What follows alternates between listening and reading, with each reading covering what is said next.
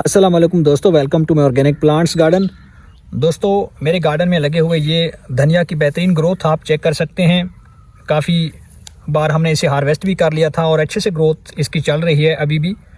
आप भी इस तरीके से अगर ग्रो करना चाहते हैं तो आप ग्रो बैग के अंदर लगा सकते हैं, गमलों के अंदर लगा सकते हैं, टोकरियों में आप ग्रो कर सकते हैं।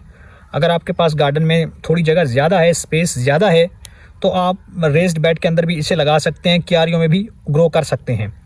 तो इसे हमने सीड से ग्रो किया था और सीड से ग्रो कैसे किया जाता है तो इसका मैं आपको सिंपल सा तरीका बताता हूँ।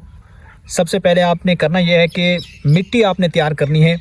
अच्छे से आप मिट्टी तैयार करेंगे, जो नॉर्मली गार्डन सॉइल होती है वो आपने लेनी है और उसके अंदर आपने 50% जो भी गाय के गोबर का खाद होता है वेल रोटेड वो आपने लेना है और दोनों को अच्छे से मिक्स करना है और इसकी मिट्टी जो है आपने तैयार कर लेनी है।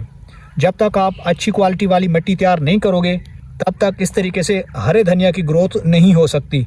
तो आप इस तरीके से मिट्टी तैयार कर लें और मिट्टी तैयार करने के बाद करना यह है कि आपने मार्केट से सीड लेने हैं। इनके सीड्स आसानी से आपको मिल जाते हैं, जो बीज भंडार की दुकान होती है वहाँ से आप ले लें और उनको कोशिश करें कि 2 टुकड़ों में डिवाइड कर लें, क्योंकि वो साबित होते हैं और दाने मोटे होते हैं। तो आप उनको आसानी से जो है वो 2 टुकड़ों में डिवाइड करने के बाद कम से कम 24 घंटे के लिए आपने पानी में उनको सोक करना है, पानी में उनको रखना है ताकि वो नरम हो जाएं। जैसे थोड़ा सीड नरम होता है तो वो आसानी से जर्मिनेट होना शुरू हो जाता है। जैसे बीज नरम हो जाएगा 24 घंटे के बाद तो आपने उसे पानी से निकाल लेना है और ज़मीन की जो तैयारी है वो आपने, अगर चाहें तो आप इस तरीके से क्यारियों में लगा सकते हैं।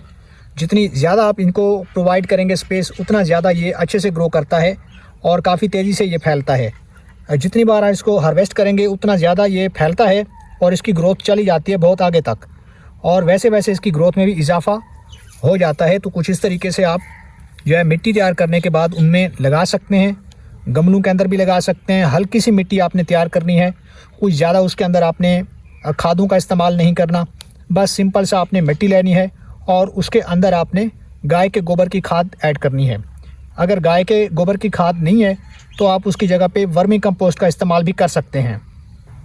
कोशिश करें कि मिट्टी के अंदर बीजों को अच्छे तरीके से छुपा दें ताकि वो बाहर ना निकलें, क्योंकि बाज़ दफ़ा जो बर्ड्स होते हैं, जो परिंदे आ जाते हैं, वो बीजों को वहाँ से खा जाते हैं या उनको ख़राब कर देते हैं। तो आपने उनको बचाना है अच्छे तरीके से। ऊपर हल्की सी लेयर लगा देनी है मिट्टी की और अच्छे तरीके से आपने उनको बाद में शॉवर कर देना है। उसके ऊपर आप स्प्रिंकलर की मदद से पानी जो है वो दे सकते हैं। अगर आपने छोटी सी जगह पे लगाया है, गमलों में लगा दिया है, तो इस तरीके से आपने पानी की मैनेजमेंट करनी है। हल्का सा मॉइस्चर मिट्टी के अंदर होना ज़रूरी है। जैसे जैसे टाइम गुजरेगा तो तकरीबन 7 से 8 दिन के अंदर बीज जर्मिनेट हो जाएंगे, स्प्राउट बाहर आ जाएगा। जैसे जैसे थोड़े दिन गुजरेंगे तो ये तेज़ी से जो है वो फैलना शुरू हो जाएगा। ऐसे दिन गुजरेंगे तो धनिया जो है बेहतर तरीके से ग्रो करता जाएगा। लेकिन इसकी शर्त यह है कि आपने इसे धूप वाली जगह पर रखना है। शुरू में आप धूप वाली जगह पे रखें, जितनी अच्छी धूप मिलेगी उतना ज़्यादा आपका धनिया जो है वो ग्रो करेगा और ये फैलेगा, लश ग्रीन बनेगा। कुछ इस तरीके से आप देख सकते हैं। तकरीबन 30 से 35 रोज़ में ये अच्छे तरीके से ग्रो कर जाता है और उसके बाद बारी आती है हार्वेस्ट करने की। तो आप आसानी से इन्हें हार्वेस्ट कर सकते हैं। आप किसी भी कैंची की मदद से इनको हार्वेस्ट कर सकते हैं, लेकिन आपने इस बात का ध्यान रखना है कि हार्वेस्ट कैसे करना है, क्योंकि बाज़ ऐसे गार्डनर होते हैं जो इनको ऊपर से, जो पत्तियां हैं उनको ऊपर से काट लेते हैं इस तरीके से। तो ये तरीका नहीं है, ये गलत है। कटिंग करने का आसान तरीका ये है दोस्तों, यहाँ से आपने इसको ऊपर से पकड़ लेना है कुछ इस तरीके से और नीचे से आपने कैंची की मदद से इसको काट लेना है, क्योंकि जहाँ से ये आपने कट किया होगा, हार्वेस्ट किया होगा, वहाँ से ये 2-3 दिन के बाद दोबारा से इसकी ग्रोथ शुरू हो जाती है और वहीं से फिर दोबारा जो है ये धनिया अपनी जगह ले लेता है।